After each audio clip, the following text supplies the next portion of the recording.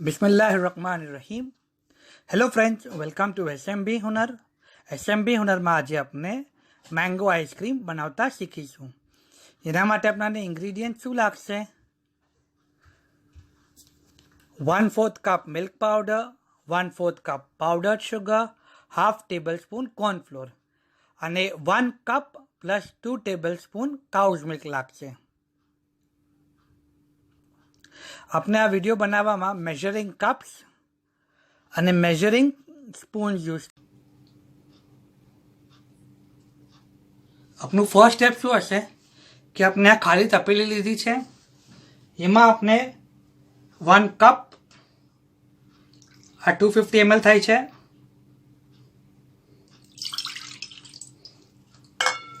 Plus 2 table spoon, 15 ml each. 1 cup plus 2 tablespoon cow's milk. આમાં આપણે cornflour, milk powder, પાવડર્ડ sugar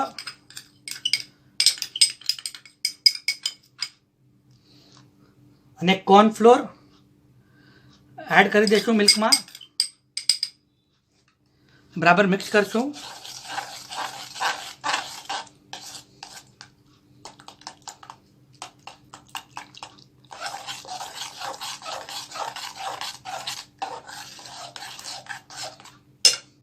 હવે આપણે આ દૂધને બોઇલ કરી લઈશું.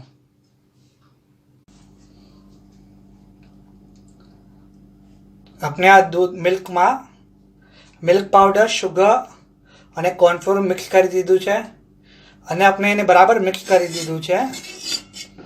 ઓકે, આજો.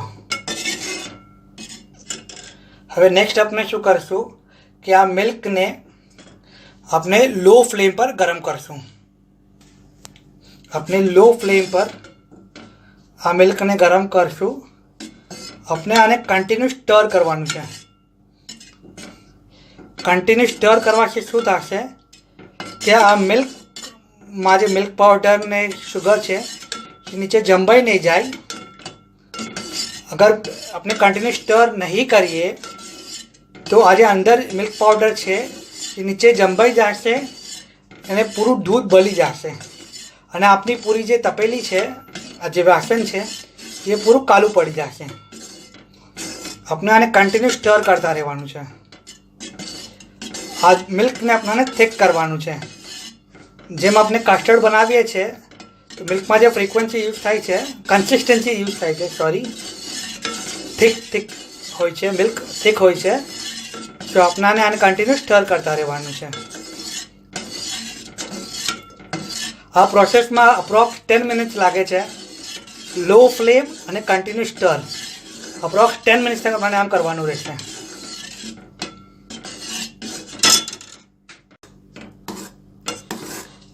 આપણે આને કન્ટિન્યુ સ્ટર કરતા રહીશું ને તો આપણને ફરક ખબર પડશે કે આપણે જ્યારે સ્ટાર્ટ કરેલું અને કન્ટિન્યુ સ્ટર કર્યા બાદ આ દૂધ જે વેટમાં છે થોડું હેવી લાગવા લાગશે, થોડું ઘટ થવા લાગશે. આપણે આને કન્ટિન્યુ સ્ટર કરતા રહેવાનું છે.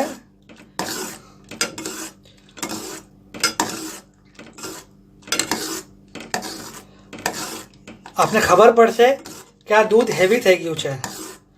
જે મિક્સર છે, જે આપણે સ્ટાર્ટ કરેલું મિક્સરને અને કન્ટિન્યુ સ્ટર કર્યા બાદ આપ જોશો તો આપને ખબર પડશે કે આ મિક્સર હેવી થઈ રહ્યું છે.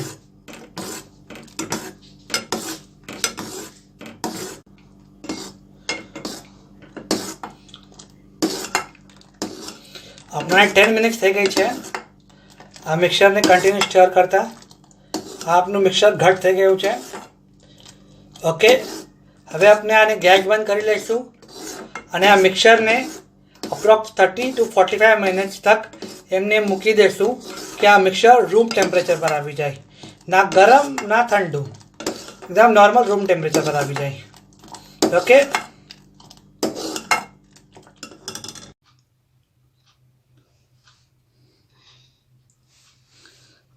અપ્રોક્સ 45 મિનિટ્સ બાદ આ આપનું મિલ્ક એકદમ રૂમ ટેમ્પરેચર પર આવી ગયું છે.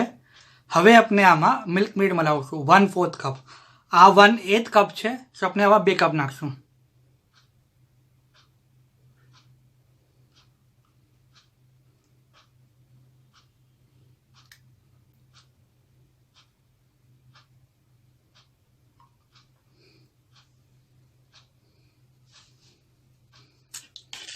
આને બરાબર મિક્સ કરી લઈશું.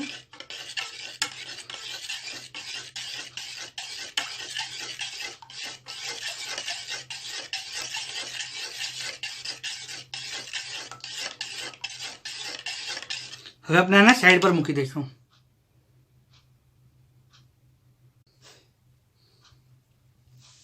આપનો નેક્સ્ટ સ્ટેપ શું હશે કે આ whipping ક્રીમ છે જે કેકમાં બી યુઝ થાય છે, આપણે 1 કપ પ્લસ 1/4 કપ યુઝ કરી રહ્યા છે. That is approx 310 ml. Okay, હવે આપણે આ whipping ક્રીમને બીટ કરશું, whip કરશું. ઓકે, આપણે આને કન્ટિન્યુઅસ બીટ કરતા રહીશું અને આપણે આપણા બોલને બી કન્ટિન્યુઅસ ટર્ન કરતા રહીશું, ગોળ પર આવતા રહીશું.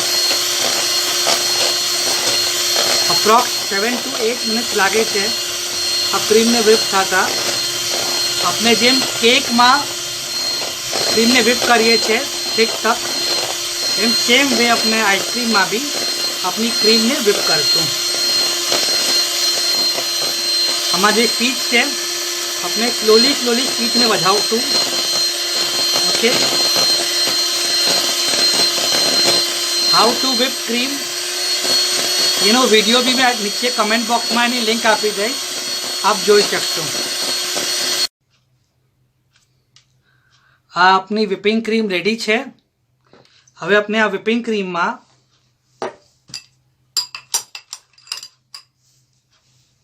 આપનું જે મિલ્ક મેડ છે, મિલ્ક પ્લસ મિલ્ક મેડ, એને એડ કરશું.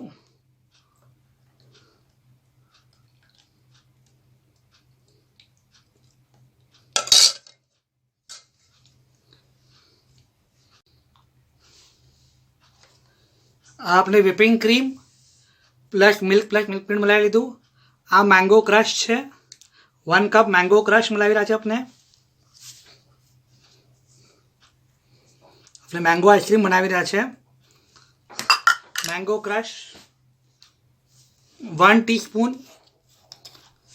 मैंगो एसेंस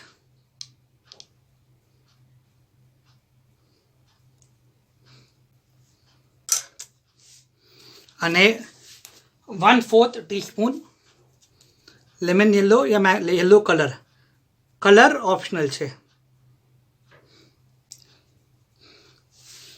હવે આપણે બધાને સાથે મિક્સ કરી લઈશું. આ આપણે બરાબર સ્પેટલાથી મિક્સ કરી લીધું છે. હવે એને આપણે 30 સેકન્ડ માટે આપણે whip કરશું.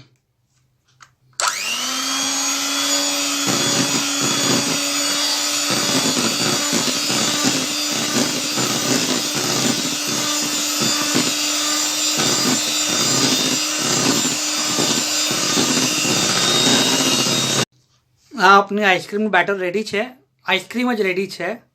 હવે આપણે આને કન્ટેનરમાં ભરી લઈશું પ્લાસ્ટિકના અને એને 12 અવર્સ માટે ડીપ ફ્રીઝ કરી દઈશું.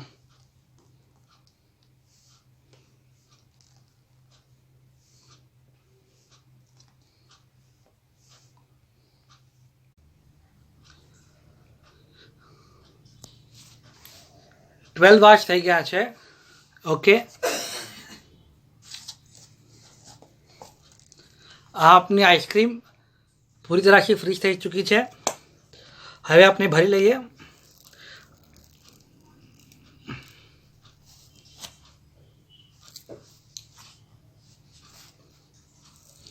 આ કલર જે છે આઈસ્ક્રીમનો ઓપ્શનલ છે કે આપના પાસે યલો હોય તો આપ વધારે મલાવશો તો જે માર્કેટમાં પૂરી ડાર્ક યલો આવે છે આપને એ શો થશે. આપણે આમાં કલર કમ મિલાયો છે.